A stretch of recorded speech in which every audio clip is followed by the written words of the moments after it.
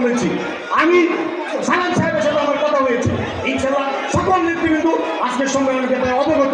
এবং আমি বলতে চাই, কোনোভাবে কোনো ত্যাগী নেতা কর্মী বাদ করবে না, কোনোভাবে তাকে অবমাননা হবে না। তাই আজকে আমি আপনাদেরকে বলতে চাই, দীর্ঘ এই পথ চলার মাঝে আমরা সবাইকে আলিঙ্গন করি। কাউন্সিল অধিবেশনে আপনারা যারা ডেলিগেট আছেন, আপনাদের যে চাহিদা থাকবে, আমি জেলা বিএনপির কাছে এই আবেদন জানাবো, আপনাদের চাহিদা মোতাবেক আমাদের এই আজকের অধিবেশনের সিদ্ধান্ত নেবেন। আপনারা কি চান সেটা অবশ্যই আপনারা আজকে ওনাদেরকে জানাবেন।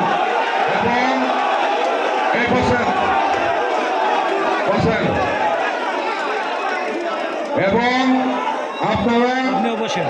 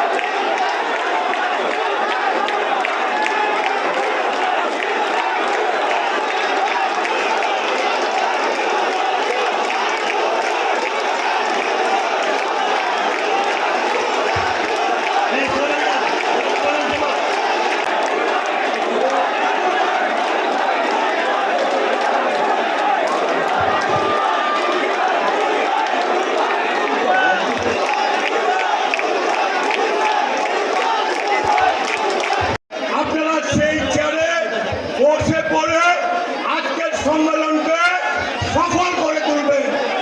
আমি অনুরোধ আপনাদের কাছে, দেখেন পিছনে ওই দেখেন চেয়ার, আমি ময়মনসিংহ থেকে এসে আমি চেয়ার দেখতে পাচ্ছি শৃঙ্খল এবং একটি আদর্শ করে সংগঠন। এই সংগঠনের নেতা কর্মীরা শুধু পদ পদবীর জন্য উচ্ছৃঙ্খল হতে পারে না,